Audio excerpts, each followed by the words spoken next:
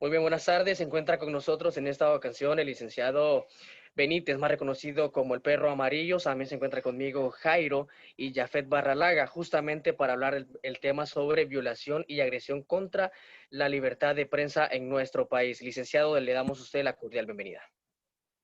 Gracias a ustedes y a todo el auditorio al cual va a ser eh, esta emisión y esperando que cumpla con su cometido, el aporte que podamos realizar y agradecerles. Muchas gracias. Bien, entrando en contexto, hablamos sobre la violación y agresión en contra de la libertad de prensa en nuestro país. Hemos visto de forma constante las agresiones que ha recibido su equipo de prensa y por supuesto usted también. Con respecto a esta corrupción que se maneja en nuestro país, nos gustaría escuchar su punto de vista al respecto. Sí, bueno, la libertad de expresión en Honduras pues ha venido falleciendo hace muchos años debido a la corrupción estructural y está penetrando en los espacios autónomos como en las universidades, en, en las iglesias, inclusive en los medios de comunicación, porque la libertad de expresión es una, es, es una, es más elevado de lo que a veces nosotros creemos como definición de lo que significa la libertad de expresión y creemos que se circunscribe al ejercicio noble del periodismo. Y sabemos que la libertad de expresión en toda su construcción holística, en el campo de las leyes, se necesita tener una libertad de expresión que no es más que esa autonomía del sujeto frente a las diferentes institucionalidades y que sean respetadas sus diferencias, sus puntos de vista y, por supuesto, su opinión en cuanto a lo que está pasando. Entonces, en las universidades o la academia, como se le llama vulgarmente, se fue perdiendo ese pensamiento crítico que pudiera ser capaz de establecer esos disensos como principio esencial para construir democracia. Y luego pues pasaron al tema tan grotesco con la aplicación de leyes para regulación, lo cual era como un disfraz bastante pueril, muy tirado de los cabellos pensar que la opinión de un ser humano podía ser regulada. Y apareció el 332, que fue un artículo que luego pues lo movieron del Código Penal, no obstante, dieron paso después a otras modificaciones en la ley, pero sin mover las estructuras que son las que realmente limitan la libertad de expresión, como por ejemplo las universidades y el tema de las facultades de ciencias jurídicas, sin tener una opinión que sea válida para la elección del fiscal, para la elección de la corte. Entonces, ha ido de manera muy sutil labrando esa expresión colectiva y la va sectorizando.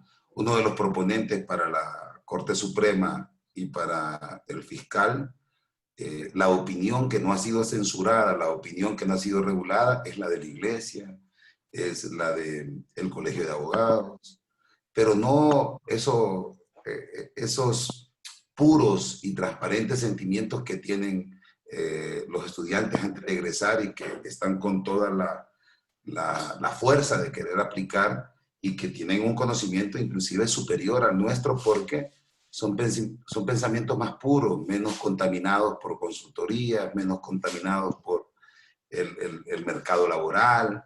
Entonces, las universidades limitaron esta zona de libertad de expresión, convirtiéndose así en uno de los grandes agresores. Tanto así que en el tema de la reelección no tuvimos una opinión, los y las hondureñas, que nos hubiese encantado de la Facultad de Ciencias Jurídicas. Entonces también la Facultad de Periodismo o la carrera de periodismo, al igual que las otras carreras, y en este caso una de las opiniones más importantes, está siendo regulada es la opinión científica. Es decir, la Facultad de Ciencias Médicas ha regulado esa libertad de expresión y en los decretos últimamente plasmados y publicados en la Gaceta está muy claramente establecido que los médicos no pueden opinar sobre las falencias del sistema de salud, lo cual es una violación cavernaria, prehistórica, vista esto solo en la época medieval.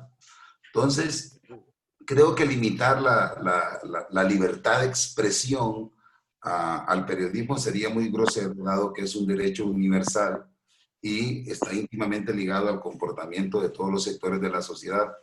Y creo que en este momento, como no quisiéramos tener una opinión científica de epidemiólogos, de estudiantes de la carrera de medicina que fueron obligados a trabajar inclusive sin título, bajo un código verde que tutela el narcoestado. Entonces, ese abordaje sí sería oportuno para la sociedad conocer que en este momento que le censuraron la opinión científica a las ciencias médicas, estamos teniendo como resultado de ello una improvisación que ha acabado con vidas humanas, porque tenemos la opinión de una administradora de negocios como secretaria de salud, como es la señora Alba Consuelo. Y la universidad como tal no reclamó ese espacio de opinión que tenía que estar siendo generado por las ciencias médicas. Entonces, creo que esa violación estructural es la que nos convoca hoy. A mí me place poder hablar sobre todo eso, dado que nosotros lo que ha pasado es la consecuencia de un algoritmo altamente criminal frente a la expresión que debe ser sin condiciones, sin censura, sin regulación y para todos los sectores de la sociedad. Bueno, hay un instrumento importante que hay que mencionar, que son las redes sociales, licenciado. Justamente ahí nosotros pasamos muy al tanto, por ejemplo, de sus programas. Sin embargo, el Congreso Nacional, a través de este nuevo Código Penal, pues limita poder dar opiniones abiertas a través de estos medios. Pero bien, vamos a darle paso a mi compañero Jafet Barralaga para que haga su pregunta, compañero.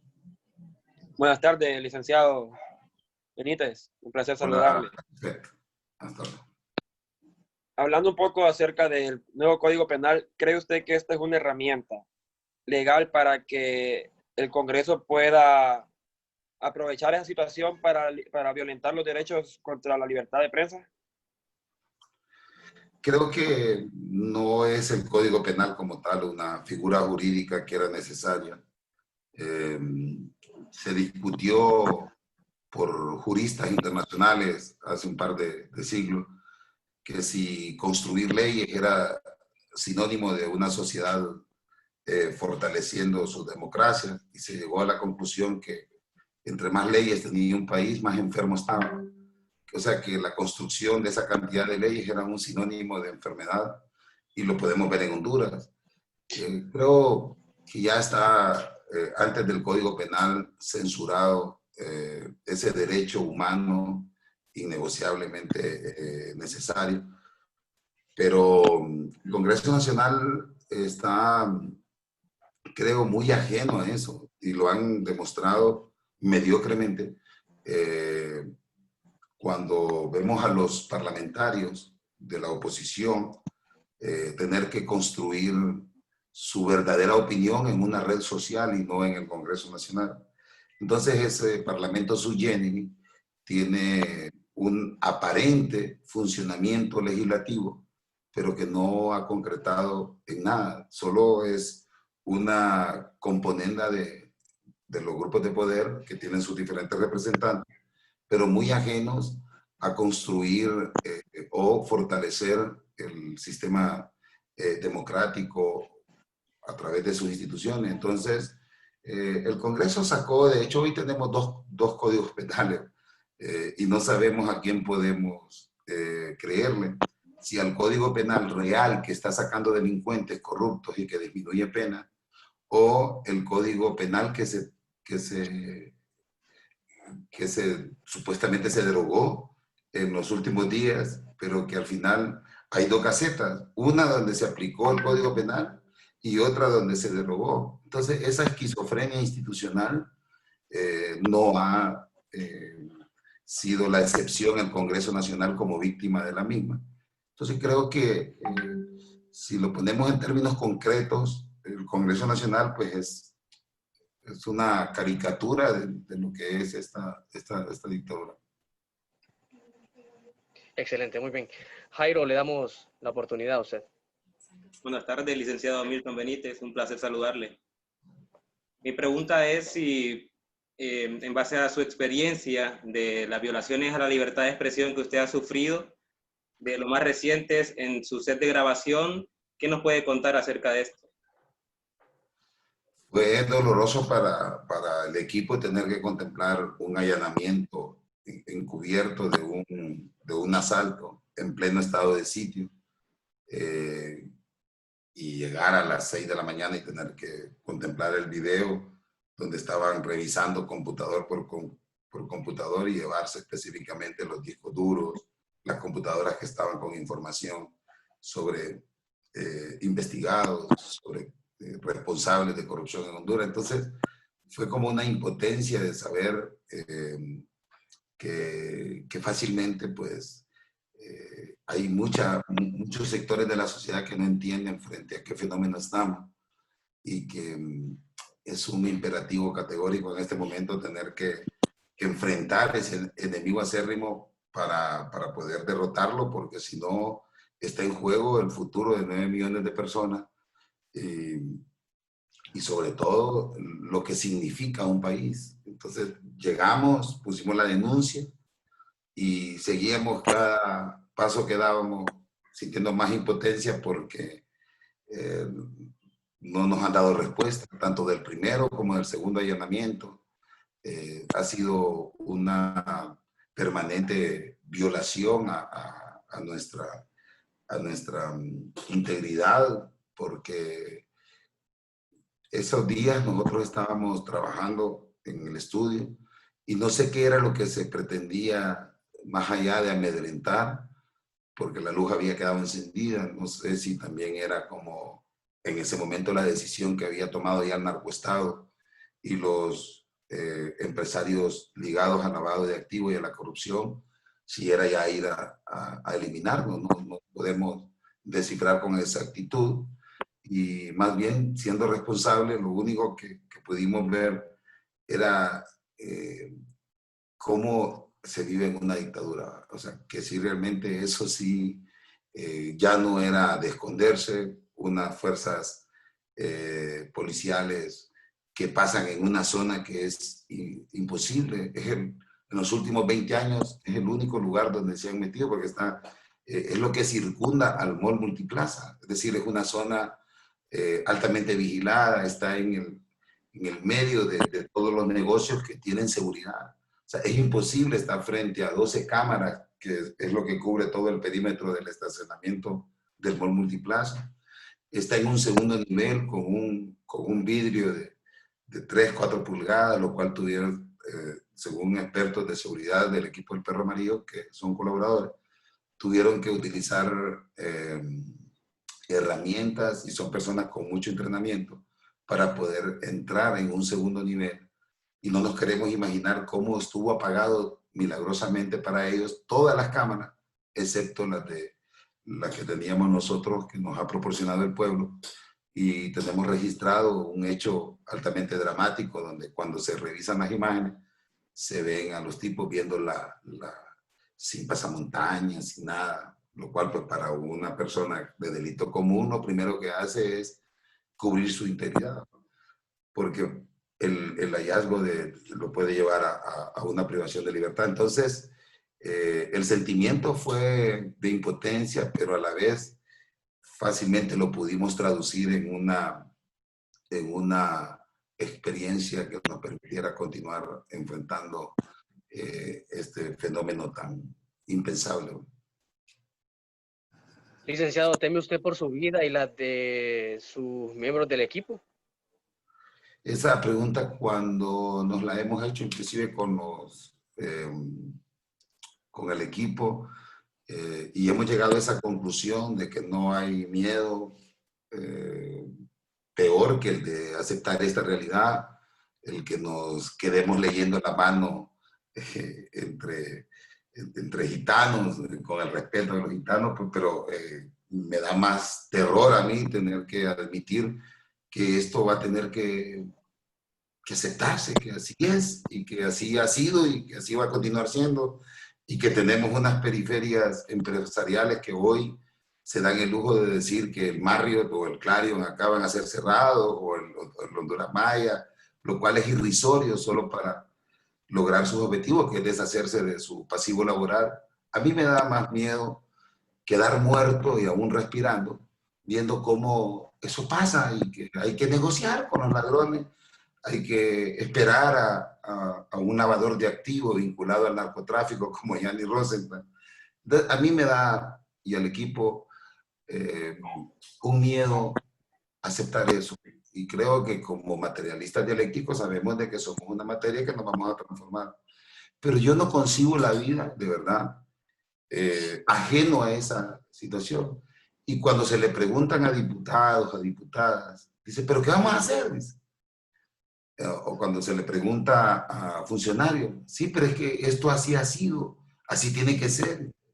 Nosotros no creemos en eso, no tenemos límites en nuestro trabajo, como tampoco tiene límites el hambre del pueblo, como tampoco tiene límites el daño que le están causando al pueblo, como tampoco tiene límites la consecuencia ya que está teniendo que pagar el pueblo en vivir en un país dirigido por psicópatas, lavadores de activos, que se burlan en plena jornada legislativa y que dicen esto así es y punto.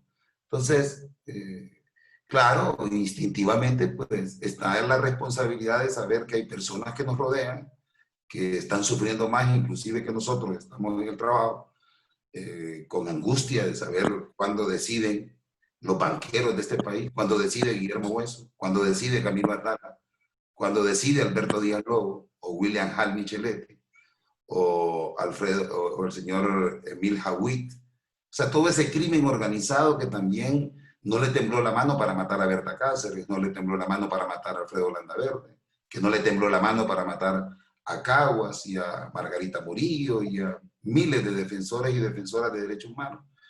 Pero esa es la vida, y ese es Honduras, y ese es el narcoestado, y aquí es o nos quedamos pasivos, queriéndonos cuidar de ese enemigo que siempre nos va a encontrar de una u otra forma. Y eso lo demuestra el COVID-19. Para todas aquellas personas que se fueron con medias tintas y que hoy están en la disyuntiva, que si les pega esa enfermedad, no se sabe cómo va a reaccionar la enfermedad una vez secuestrado el sistema inmunológico y que en 24 horas lo matan. Entonces, creo que la vida es un riesgo. Y en Honduras es doble riesgo. Y nosotros no somos ajenos a ese riesgo, y más aún cuando el irse surfeando en esa ola del riesgo lleva como objetivo liberar a un país que lo han asesinado de punta a punta, un grupo de delincuentes que hoy son dueños de bancos, un grupo de políticos que hoy son dueños de partidos y que son los que disponen qué es lo que se va a hacer en un país, o sea, existiendo tanta gente brillante, tanta gente honesta. Yo creo tener más miedo a no tener el riesgo de morir y ponerme de rodillas frente a Carlos Flores o a Jorge Canaguati. Yo me siento asustado cuando están esas dos posibilidades.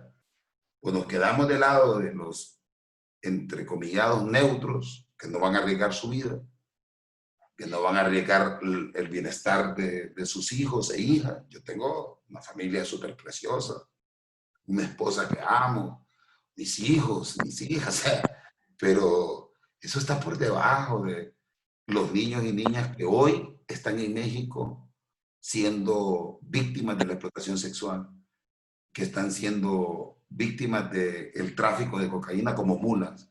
Entonces yo no creo en quedarme paralizado. Y el equipo, enhorabuena, que debo de resaltar eso, nos hace anclar en esa realidad en que tenemos que hacer el trabajo, cueste lo que cueste. Ahora, importante mencionar que hay grandes compañías televisoras Bueno, para mencionar alguna, HCH, que tiene el dominio prácticamente de esta gente, principalmente en la zona norte del país, centro y sur, eh, ellos tratan de manejar temas o transgiversar información, licenciado. Usted tiene mucha experiencia y nosotros como estudiantes de periodismo, pues admiramos mucho su trabajo. ¿Qué opina al respecto de usted de estas empresas que manipulan la información? Yo creo que aparte de perversas son, como usted los definió, son empresas y generan rentabilidad. Y por eso el periodismo en Honduras no está reconocido en ninguna parte del mundo, pero ni en El Salvador ni en Guatemala. O sea, un diario extranjero se la piensa en colocar una nota de estos medios de comunicación. Mejor manda su freelance, su corresponsable, porque no son más que eso. Empresas mercantiles tutelando un derecho humano, que es el conflicto de base. Porque el derecho a la libertad de expresión no la puede manejar vulgares empresarios como Jorge Ganaguati, como el señor Eduardo Maldonado, o sea, José Rafael Ferrari, Carlos Flores, tutelando un derecho humano desde una empresa privada, altamente corrupta y vinculado con el saqueo del país. Entonces, son eso, unas empresas mercantiles que buscan esa finalidad comercial y la finalidad hace que el dueño de comunicación regule la libertad de expresión, censure la libertad de expresión cuando le dice a su periodista, usted este tema no lo toca, este otro tema no lo toque, este tema no va, él es cliente. Entonces, cuando se asesina la verdad antes de que se cuente, quien lo hace es el dueño del medio de comunicación. Entonces, comienza el pueblo a encontrar una información alterada, una información de chantaje, pero no la verdad, que es para lo que sospecho la carrera del periodismo existe. Excelente. Ya para finalizar, Jafet, no sé si tiene alguna consulta, Jairo. Sí, yo tengo una, licenciado. Sabemos también de temas sobre la publicidad, la pauta publicitaria que tienen estos medios de comunicación por parte del gobierno y de otras empresas. ¿Cree usted que la publicidad es un mecanismo de censura también? Sí, por supuesto, porque no estimulan un producto comercial, sino que compran silencio. Porque en Honduras el consumo está bien determinado para una población con casi uno de los porcentajes más altos de Latinoamérica, con APEA, una población económicamente activa muy baja, con un nivel de contratación desregulado, pero impensable. Entonces, son mercados cautivos que no necesitan promocionarse. Y si la gente no va a tener opción de poder gastar, solo cuando es producto de algún endeudamiento a través de tarjetas de crédito. Y aún así ya lo tienen dirigido. Le dan la tarjeta de crédito y le dicen, la tarjeta está vinculada a dicha marca, a dicha empresa, que son de los mismos empresarios. Entonces, la pauta publicitaria pues es como el fetiche, más bien es como el comodín que le dan al dueño de decirle, bueno, pero somos una empresa, pero entonces ¿cómo más sobrevivir? Lo cual es totalmente falso. Si hay un periodista que se respete o un medio de comunicación le dice, perdón, que nosotros hacemos periodismo y entonces usted lo que está haciendo acá es eh, queriendo comprar silencios, queriendo comprar otra cosa menos el estímulo a la publicidad. Y eso lo marca que ahora mismo no se ha tenido respuesta por parte de los medios de comunicación que no dejan de quitar las marcas atrás de su pantalla. O sea, los anuncios no se han movido. ¿Por qué? Porque esas empresas que ponen anuncios en los medios de comunicación son ese oligopolio que tiene concentrada la riqueza del país y que lo que paga es silencio. Lo que paga es que no haya una crítica para cuestionarle cómo rompió la banca lo que se convirtió en ley de alivio en torno a cuotas en medio de la pandemia que fueron abusivamente cobradas por estos delincuentes banqueros. Entonces, el banco no quita el rótulo ni va a dejar de pagar, porque quien va a terminar pagando esa publicidad es el consumidor, o sea, es la víctima del sistema financiero. Jafet, ¿tiene usted alguna pregunta? Para finalizar, se sabe que usted es uno de los periodistas que más ataca a la corrupción, ¿verdad? Y por ende me imagino que se sabe de opinión pública las constantes amenazas que usted ha tenido. ¿Ha acudido a alguna organización de derechos humanos o ha sentido el apoyo de alguna organización de este tipo hacia su persona? No, definitivamente que no. Y de hecho, la organización que visitamos, como el CONADE, fue incapaz de poder recibir esos audios donde están involucrados empresarios con grupos empobrecidos en temas de sicariato, en temas de manipulación en torno al secuestro de la base de datos del RNP. Y luego, pues, quizás nos han llamado un par de ONGs que no resuelven problemas en materia de violación a derechos humanos, sino que viven de la misma. Y sí, internacionalmente, pues la CID ha estado muy pendiente.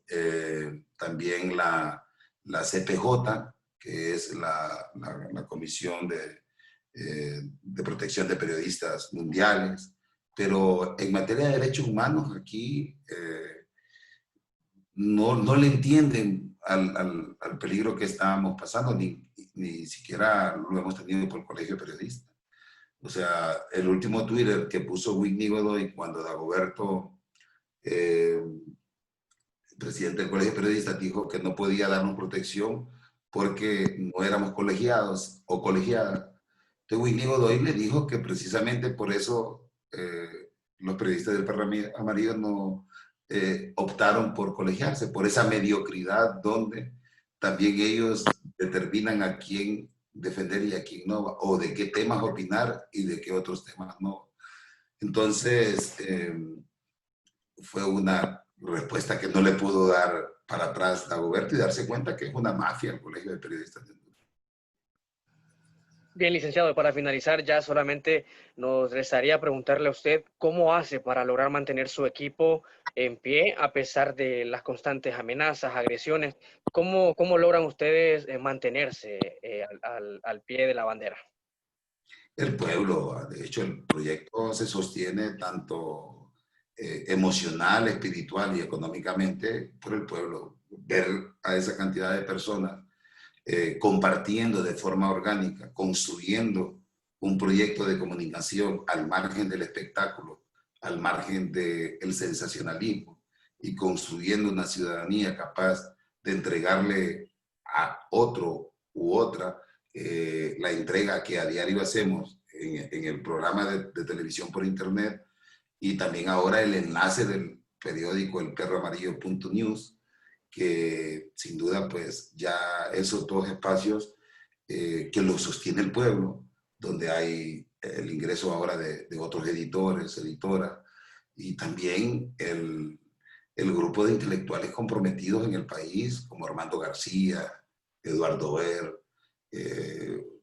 Helen Umaña, Julio Escoto, una serie de personas como Carlos Mengíbar, el doctor Juan Almendares Bonilla, un cerco de mujeres y hombres que al final pues constituimos una sola versión de la verdad y estamos rompiendo con esa mediocridad a lo que le invitan a los y las estudiantes de periodismo, que es, pero eso no se vende, eso es aburrido. Nosotros, más allá de podernos sostener por encima de las amenazas, creo que el haber superado la amenaza más grave a mi juicio que existe y es la forma de condicionar a los periodistas a que vayan a hacer de una mierda mala 7 versiones y que hay que imitar la mediocridad, que se debe reproducir la mediocridad. Creo que frente a esa amenaza, que lo tuvimos que presenciar cuando nos metimos al Facebook y al YouTube, nos decían algunos expertos en la materia del uso de las redes, yo no tenía redes sociales, y nos decían que era de locos pensar que un programa de 2 horas se podía ver o se iba a compartir, que era una cosa tediosa, que no era para nada sensato tener que ir a hacer, que había que hacer cápsulas de 2 minutos, de 5, un máximo de 10, y ya inclusive tendiendo a ser abusivos 15 minutos. Y nosotros veníamos de una TV que nos había censurado y nosotros teníamos un programa de 2 horas. Y nosotros somos periodistas, no somos youtubers, ni no sé cuál es la otra definición, pero nosotros vamos a hacer periodismo en las redes, y nosotros hacemos periodismo en las redes, pero no vamos a hacer 10 minutos como youtuber, o no sé, no sé si me ayudan, ¿cómo es que les dicen? Influencer. Los influencers, no, pues, o sea, nosotros vamos a hacer periodismo, somos periodistas, pues. Y el programa de 2 horas, 2 horas y media, tiene un alcance de compartimiento, y cada emisión del Perro Amarillo tiene un alcance de 1 millón de personas, y son reproducidos los videos desde 200 a 300, 400, y es un programa de 2 horas y media, 10.000, 12.000, 15.000 veces compartidos. Tenemos programas compartidos de 30.000 veces compartidos. O sea, y nunca hemos pagado un peso a Facebook ni a YouTube. Entonces, es un crecimiento orgánico, porque es que el periodismo como tal es aristotélicamente orgánico. Es esa construcción filosófica, epistemológica, de construir,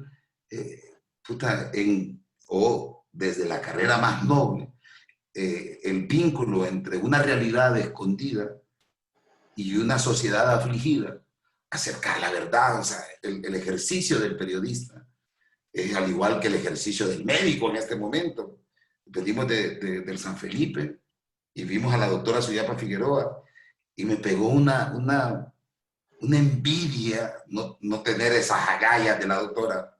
Bueno, también tengo el fetiche de poder defenderme porque no soy médico, pero digo yo, estar en medio de esa contaminación masiva, o sea, porque es neumóloga, está viendo todas las personas que en este momento están agonizando, y tiene 12 horas de estar ahí, y nosotros tenemos que hacernos unas pruebas, y frecuentemente por nuestro trabajo, y fuimos a revisarnos, nosotros creemos, luchamos por el sistema de salud pública, y hay que visitar el sistema de salud pública. Y cuando nos estaba atendiendo la doctora, dije yo, o sea, qué mujer, pues, o sea, y no le tiene miedo, como no le tuvo miedo a la bayoneta que la quiso asesinar cuando la Plataforma por la Defensa de la Salud y la Educación, o los medios de comunicación que le quisieron asesinar su personalidad, difamándola, triturando. Es decir, entonces, yo quiero decirles a todos, somos millones de personas mejores que los que están gobernando, y que no tenemos intereses, pues, que lo que queremos es que exista un país donde se pueda ejercer con el respeto, con la autonomía, con la coraza de que es un periodista, vale. Hoy un periodista, un médico, no vale. O sea, no lo están haciendo valer, y queremos recuperar eso. Entonces, creo que esa amenaza de convertirnos en mediocres o superar eso y decir, no, vamos a hacer un programa como lo hacemos, pues. Vamos a libretear con el mismo rigor que hacíamos el programa en UNETV. Vamos a construir el relato como lo hacíamos, la investigación como la hemos realizado en UNETV y en los canales que nos han censurado. Y el resultado es el pago que nos hace la gente. Un pago que no he podido o sea, yo no he tenido la respuesta, he sido un poco limitado en no poder dar como una definición exacta que se siente que el pueblo hondureño, más allá de las personas conectadas, porque no es un equipo que trabaja con ego, no, ¿qué se siente? O sea, yo no lo puedo explicar porque lo vivo intensamente, y no sé si eso más bien es lo que explica que no tengamos miedo, que sepamos de que tan importante es la vida del que está en Estados Unidos queriendo venir a su país, y que se volvió un privilegio volver a su país, volver a ver a sus hijos, es decir, y para algunos hasta casi imposible. Entonces, esas amenazas son las que para nosotros son más acérrimas, más artificiosas, y como en términos de burla, como más permanentes, y son las que superamos y son las verdaderas amenazas. Ya la de la orden de un banquero y del narcotraficante decidiéndose descabelladamente en asesinar la verdad, pues, y no con esto estamos diciendo que el equipo del Perro Amarillo sea la verdad, hace un aporte, existen cientos de periodistas haciendo un aporte increíble a la sociedad. Zacate Grande, Guajarambala, las radios comunitarias, la Globo, en algunas de sus programaciones, no en todas, pero sí en unas de sus programaciones. Entonces, Radio Progreso, Radio 1,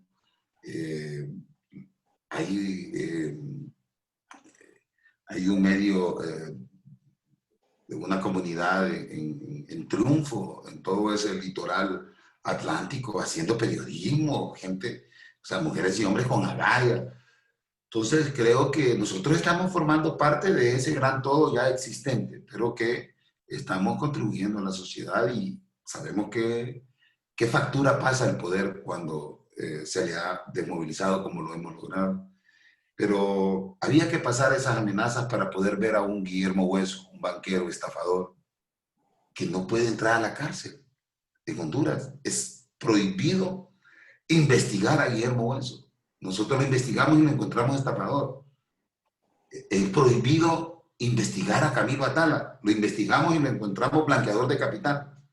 Es prohibido investigar a la familia Canaguati.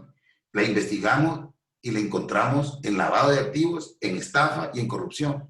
Entonces, yo creo que eso también ha despertado. Hay otros periodistas y periodistas, mujeres y hombres que están haciendo también, debido a la inspiración que provoca Whitney, que provoca Giselle Flores, que provoca Katia Lara, ahora pues Ahmed, Andrés y una decena de periodistas más que están ahora en relación a lo del periódico y lo del programa por internet, que se va a convertir en un programa de televisión abierta. Y esperamos que ya pronto, ya se están dando esos pasos agigantados. Y eso lo ha logrado el pueblo. O sea, nosotros lo único que hemos hecho es manejar transparentemente la información, entregarla y claro, surgen de inmediato amenazas como la que acaba de publicar Valesca Zelaya nuevamente, de decir a nuestra familia no cualquiera la humilla, ya va a ver el perro amarillo. Entonces, claro, estamos ya con callos de eso, pues los Atalas nos han demandado y los hemos vencido, a los Huesos, al Banco Atlántida, los hemos vencido, pues son delincuentes, muy fácil, la verdad no se puede querellar. Y eso pues se tiene que establecer como norma y no lo que estaba establecido antes, que cuando vienen los banqueros hay que correr, hay que irse al exilio. Y ya el perro amarillo determinó que cuando vengan las amenazas, pues vamos a tener que ver, no queremos ser mártires, queremos ser periodistas, pero no podemos seguir estimulando ese estándar de que viene un banquero, aún siendo ladrón, aún siendo estafador, y hay que recibirlo, pues, y hay que hacerlo candidato presidencial, y hay que, entonces yo no.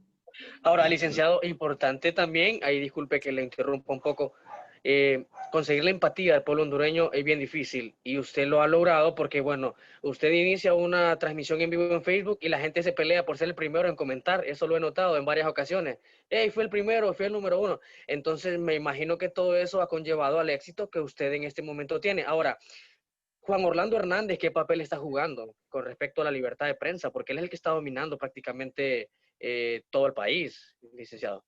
Sí, pero nosotros no nos ha callado. Nosotros le hemos cerrado y fuimos parte para que le cerraran una cantidad de cuentas falsas que tenía en Facebook, en Twitter, porque nos demandó y le ganamos. O sea, Maldonado tampoco nos ha podido callar y Maldonado es una extensión de lo que es Juan Orlando Hernández.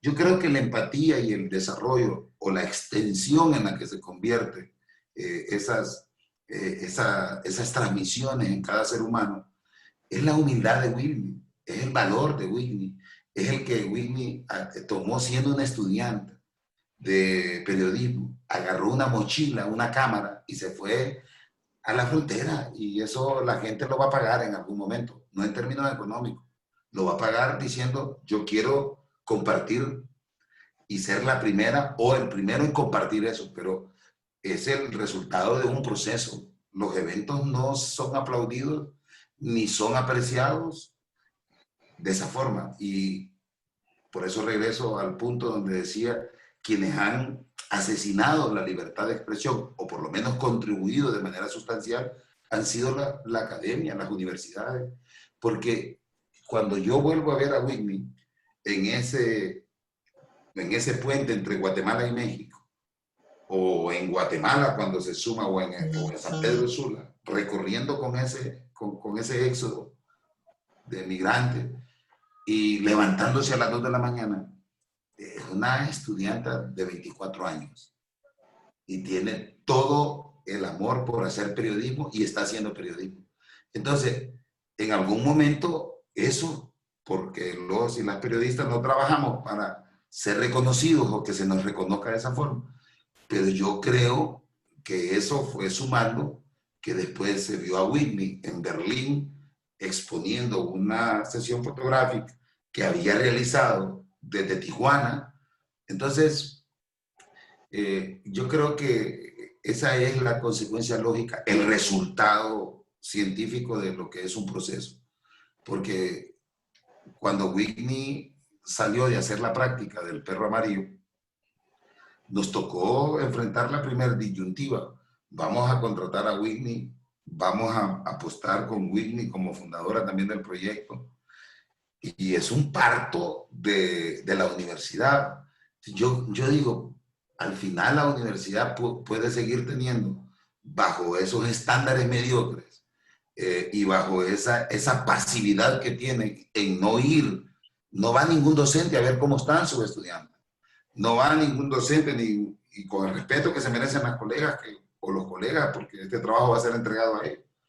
Pero se enseñó televisión 1 y televisión 2, pero quizás solo fueron un día a un canal de televisión, pero no saben cómo se construye un guión, cómo se va a libretear, cómo se va a construir un BTR en medio, o cómo se va a interrumpir una programación en medio de el poder entregar de manera espontánea, o cómo se va a utilizar la mayéutica en relación al periodismo para poder tener en un entretenimiento, que al final eso es la televisión, un entretenimiento, pero no bajo ese criterio que han puesto entretenimiento y un montón de vulgaridades, de materiales pésimos que hay en la cadena televisiva. No, de tenerme a mí entretenido entre lo que soy y lo que estoy viendo. Y lo que estoy viendo me parece tan importante, estoy tan conectado, que no me voy a distraer. Entonces, creo que eso Whitney lo ha podido. Yo sí hay algo que me siento bastante feliz, es que Whitney pudo probar que aún con todo y lo que haya podido salir el periodista de la carrera, lo importante fue la determinación que tomó Whitney. O sea, a Whitney le pagaban por ir a hacer su práctica. Se fue donde nosotros, que no podíamos pagar. Nosotros íbamos a enseñar. Entonces, y luego, cuando Whitney ya termina la práctica, trabaja un par de meses sin sueldo, y le dijimos, bueno, aquí, entonces, apostémosle a un proyecto que lo sostenga el pueblo. Y Whitney estuvo un par de meses sin que le pagaran. Pero ella tenía el acceso a las cuentas, ella tenía y sigue teniendo el acceso a la información, sigue teniendo el acceso a todo el universo en el que se fue convirtiendo el perro amarillo. De ahí ella misma recomienda a una compañera de trabajo, que es Giselle Flores, perdón, de universidad, y recomienda a Giselle Flores. Y así ha ido creciendo, y ahora pues coinciden con egresados de otras carreras, como Andrés Morales, que es un historiador, estudiante de filosofía, o otra compañera de filosofía, porque queremos hacer ese equipo integral que siempre ha sido, pero que antes se respaldaba en colaboradores. No, ahora contratar a los compañeros y compañeras con el objetivo de mejorar la metodología para entregarle la información permanentemente al pueblo. Licenciado, hay algo que, bueno, a lo personal no me queda claro. Entonces, ¿en nuestro país hay o no hay libertad de prensa? Porque yo veo que ustedes abiertamente hablan de un tema y lo hacen sin temor a nada, y se logra difundir no solo en Honduras, sino que a nivel internacional. Entonces, ¿cómo lo catalogaría usted? ¿Hay o no hay libertad de prensa en nuestro país? En una dictadura están encendidos los intermitentes y las amenazas y el peligro, pero el profesional, o la profesional, se construye la libertad de prensa, la pelea, la lucha. En medio de la dictadura, históricamente, siempre lo que hubo fue gente osada en contar, aún en medio de la represión sistemática, que había asesinado la libertad de prensa. Pero siempre hubo quien nos contó las guerras, siempre existió quien nos contó los genocidios. Entonces, eso es algo que se construye ya. Periodismo La libertad. independiente podría ser. Periodismo independiente. Bueno, el periodismo independiente porque es el que debería, y por lo que se mal llama independiente, porque no está del lado oficialista, pero a veces se comporta igual o peor. O sea, a veces hemos visto un periodismo al que le llaman independiente y se comporta igual o peor. Ahora, yo no creo en que sea el periodismo es periodismo y el periodista tiene que defender su profesión. Medicina es medicina y el médico decide si va a ir a aplastar sus valores y que le paguen 6.000 lempiras en un código verde, o coyunturalmente que le paguen porque es una emergencia 30.000 lempiras, o que le den su plaza, que es por la que estudió. Y en un país donde hay déficit para contratar periodistas, porque en Honduras hay un tema que no se ha tocado todavía. El Estado ha ido entregando a la empresa privada, lo cual es lo que entra en una gran discusión, porque quien controla y tiene el monopolio de la opinión y de la libertad de expresión es la empresa privada, no es el Estado. El Estado puede, inclusive en este momento, y por lo que muchas organizaciones, como me preguntaban ustedes, ¿qué organización de derechos humanos se le acercó? Bueno, de las que funcionen, ninguna, ¿no? Porque no funcionan, porque es que la libertad de expresión de carácter formal la tiene la empresa privada. O sea, es decir, el Estado solo tiene la Gaceta, TEN, Canal 8, Canal 20, que es el canal del Congreso, unos 3, 4 canalitos, sobre 300 o 400 canales entre locales y nacionales. Sí. Entonces, pareciera que lo que hay es una autorregulación, pero Maldonado puede decir inclusive que se mate. Es que, por eso yo quería definir conceptualmente qué es libertad de expresión. Es decir, aquí se le permite siempre y cuando usted sustente con la prueba. Nosotros le hemos dicho estafador. Nosotros cuando llegamos a declarar que esto era un narcoestado, ningún medio de comunicación, ni extranjero ni nacional, lo había dicho. Y nosotros, las investigaciones nos habían determinado, y de ahí era una discusión, si era narcogobierno o narcoestado. Y nosotros definimos, meses antes de que Jeff Berman planteara que era un narcoestado, producto de la fuente, producto de las evidencias, era un narcoestado. Entonces entramos inclusive en discusiones filológicas de que si era Estado o gobierno, porque el Estado los envolvía todo, y tuvimos que ir a las universidades a explicar, no, era un narcoestado, porque se ocupó también del territorio, parte de la población fue sometida para participar en ello, instituciones del Estado, instituciones jurídicas como el Congreso, o sea, más de 30 parlamentarios inmersos en el narcotráfico. Entonces, yo creo que esa discusión sería muy interesante en un debate, porque a veces hemos tenido como esa fácil mediocridad de decir, bueno, pero aquí no hay libertad de expresión, pero yo veo aquí una serie de personas diciéndole cualquier cantidad de cosas a un funcionario o a un diputado, pero como no lo amenaza, es que la libertad de expresión, donde se ve si existe o no, es cuando se atenta contra el poder. Y nosotros podemos decir que en términos prácticos no hay libertad de expresión. De hecho, estamos en las redes, pero es porque seguimos construyéndonos la posibilidad de contar la verdad. Pero UNETV nos censuró, Canal 13 nos censuró. Entonces, y ahí esa censura amenazó intereses de clientes. Y nosotros estábamos amenazando al Estado. Entonces, ahí UNETV fue un censurador de la libertad de expresión. Entonces, más bien la búsqueda es quiénes están operando para censurar la libertad de expresión. En este caso, para nosotros fue asombroso que un canal de televisión que pregona ser víctima de la persecución estatal, haya censurado un programa donde hoy ese millón de personas a las que estamos alcanzando les está diciendo, pero ¿y por qué me quitaron esta opinión? ¿Por qué no nos quitaron esta expresión? Ahora, la pregunta es si vamos a tener la capacidad de poder discutir a profundidad, porque yo no me imaginé, y eso lo vivió Whitney. Whitney todavía no se había graduado cuando vio que el canal que precia o se autoengaña diciendo que es un canal del pueblo. No tengo nada contra UNTV, mucho menos con los periodistas, que son víctimas de un vulgar dueño que tiene negocios oscuros. Yo no estoy hablando de los periodistas. Ahora, ahí los periodistas van a tener que cuestionarse seriamente si están siendo relacionadores públicos del poder o periodistas, pues. Y eso le corresponde a cada quien. Y es ahí donde creo que Juan Orlando, cuando ha tenido que aplicar su bota militar para censurarnos, se nos mete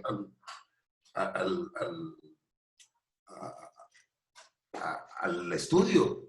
O sea, nos allanó el estudio. Entonces, en Honduras y en cualquier parte del mundo, la libertad de expresión existe. Ahora, la violación o el respeto a la libertad de expresión, esas son las discusiones que hay, y en Honduras ya no es ni discutible, no hay libertad de expresión. Ahora, nosotros continuamos defendiéndola y la vamos a seguir contando, aun y cuando nos estamos jugando la libertad y nos estamos jugando la muerte, la vida. Entonces, creo que también depende de la autodeterminación que tenga uno como periodista. Por supuesto. Licenciado, queremos agradecerle mucho por haber atendido nuestra comunicación. De antemano, pues deseándole muchos éxitos. Lo admiramos mucho en toda la carrera aquí en la zona norte del país, en San Pedro Sula, en Choloma, en todos lados. Se habla mucho de su programa y de usted. Entonces, invitándole también a que siga cosechando éxitos, licenciado, y motivándonos a nosotros como periodistas.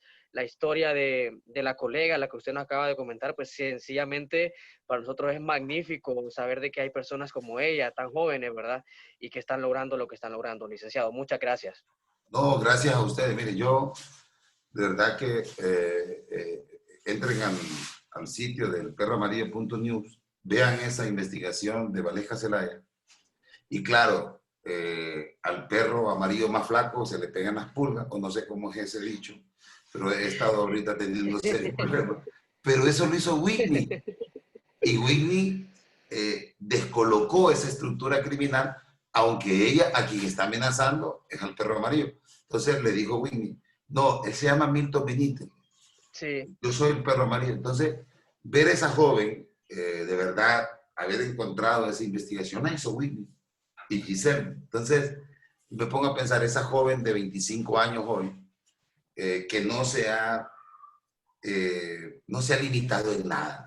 O sea, yo me imagino a un amigo hoy, ¿qué respuesta tiene cuando me dijo, fíjate que yo todavía es un artista, es un fotógrafo, solo que él hace fotografías donde no hay riesgo, y esas fotografías pues no pasan de la cámara o del revelado o de la computadora, pero es un buen fotógrafo. Pero me dice, puta, si yo no tuve valor de irme para irme, y él tiene casi como 60, 65 años y 40 de hacer fotografía. Entonces yo veo hoy y digo, ¿qué se responderá al ver que esa muchacha no sabe mucho de composición, no sabe mucho de algunas cosas en ese momento, pero está en el lugar donde debe estar para contar? Entonces creo que más bien Whitney es la que nos ha estado enseñando mucho a nosotros. Así que gracias por la oportunidad y estaremos en contacto. Y esperamos conocer a Whitney. Sí, invítenla, es tremenda.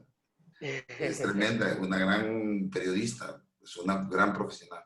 Muchas gracias Excelente. por estar con nosotros. Para mí también fue un placer y bueno, esperamos que volverlo a tener en alguna ocasión. Claro, por supuesto. En cuantas ocasiones ustedes sean tolerantes de saber que tenemos a veces pues mucho trabajo, pero nosotros estaremos. Claro que sí. Excelente. Feliz tarde, licenciado. Bueno, gracias.